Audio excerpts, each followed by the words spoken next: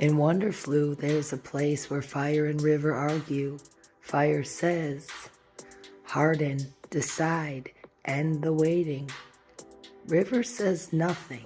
It keeps moving.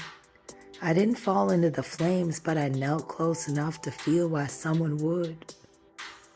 Fire is fast. It gives answers sharp enough to hold. It says, at least this hurts on purpose. River is slow. It refuses to explain itself. It keeps asking you to trust without proof. I've seen what happens when someone builds a throne in the fire. Only their reasons turn invisible. Only their heat remains.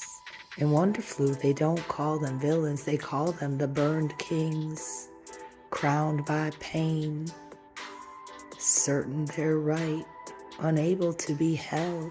I understood them for the first time, and that scared me, because poison ivy doesn't announce itself. It climbs quietly. It says you're justified. It says you're tired. It says this is earned.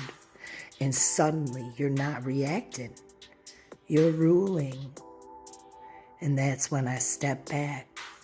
I saw myself through smaller eyes, saw how explanations don't translate, how children don't hear reasons, they feel weather. Fire feels like weather you can control. River feels like surrender.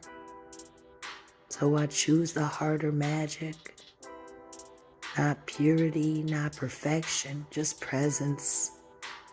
I did not become the fire, not because I didn't understand it, but because I did.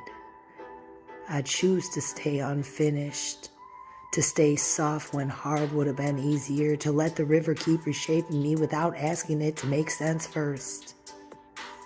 In Wonderflu, this is how you stay human.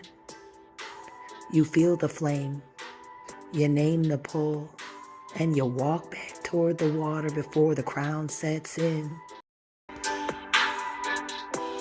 I learned that suffering doesn't make someone dangerous. What makes them dangerous is when suffering becomes their authority. Pain deserves compassion. It does not deserve the steering wheel.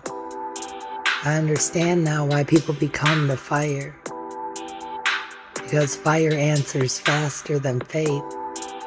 Because fire feels like action when waiting feels like abandonment. Because choosing hardness feels safer than staying open without guarantees. But understanding something is not the same as choosing it. There is a point where pain stops being something that happened and becomes something you decide to act from. That's the line. On one side of it, there's grief, fear, exhaustion, and humanity. On the other side, there's justification, certainty, and harm. The moment pain dictates your next move, your reason stops mattering to the world around you. All anyone experiences is the heat. This is why explanation cannot replace responsibility. Why? Because I was hurt cannot excuse who I become next. I see this most clearly with my children. They don't receive my intentions. They receive my tone, my presence, my emotional weather. And that taught me something I won't forget. Love is not proven by how justified I feel. It's proven by how carefully I choose my response. I don't judge the ones who became the fire. I finally understand them. And because I understand them, I choose not to follow them. Not because I'm stronger, not because I'm better, but because I've learned that becoming the fire doesn't stop the burning. It just spreads it. So the moral is this: pain explains us. It does not define us. Understanding invites compassion, and choice reveals character. And faith, real faith, is staying human when hard certainty is available. Wisdom is born not before the fire, not after it, but standing close enough to feel its heat and still choosing not to step in. I didn't become the fire, but I finally understand the people who did.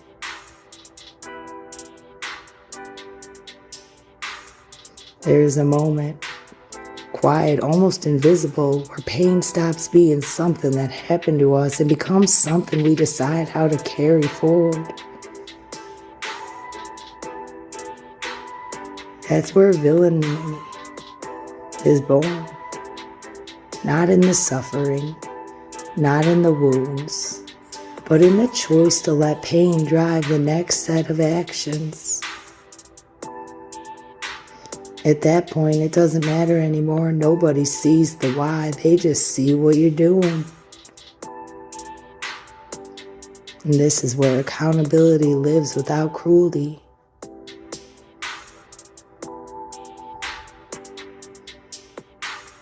That's not who I am, and that's not how I operate. The pause, that's the miracle. Poison ivy doesn't take over because people want it to. It spreads because it's familiar, because it's reactive, because it feels earned. And yes, before it came your skin. Not denying the feeling, but I'm refusing to let it author my character. I didn't become the fire, but I stood close enough to understand why someone would. I saw how certainty can feel kinder than hope, how hardening hurts less than waiting, how saying I'm done can sound like peace when faith keeps asking you to stay open. I've said it too. I give up, not as a threat, but as a prayer that wanted to rest. And I've watched what happens when people build a home inside that sentence. They don't look like victims anymore. They don't look like their reasons. They just look sharp, loud, unreachable. I know how easy it would be to just let justification finish the job pain started. To say, of course I'm like this, look what I carried. To mistake explanation for absolution. But I've learned something watching from the edge. Hurt explains behavior. It doesn't excuse the next choice. I see it with my children, how resentment wears logic like armor. How love can momentarily forget itself and speak in a voice I don't recognize. And then I step back. I look again. Not through my wounds, but through their eyes. And when I remember becoming the fire doesn't solve the burning, it just spreads it. So I stay human. Even when it's harder, even when I could justify the flames. I choose not to be the villain just because I understand how one is made. The fire didn't become fire because she was born evil. She became fire because she concluded she had been abandoned. I watched people starve. I watched the fire, so I became the fire. He never came. That's not villain logic. That's wounded logic hardened into identity. God didn't fail to come. She stopped waiting.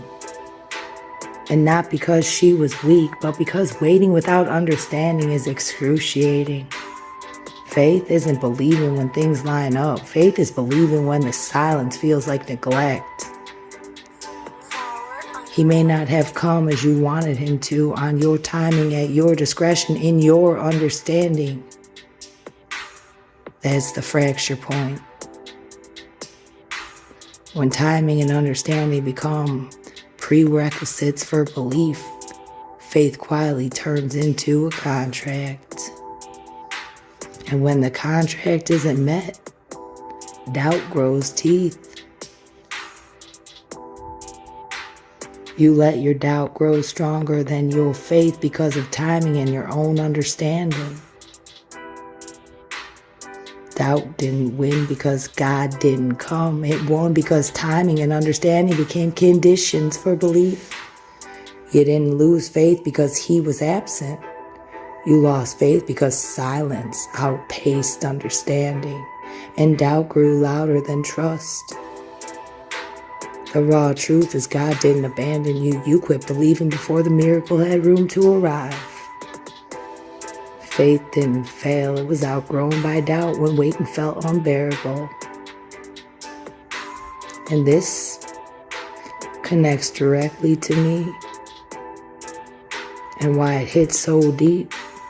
I understand her logic, but I still choose a different outcome even when it's hard. Even when I now understand and see how and why.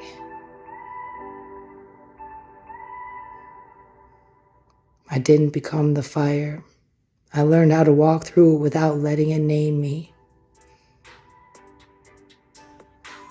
But it's hard. Faith is hard. Faith is not fluffy. Faith is not Hallmark. Faith is not what I thought it was sometimes.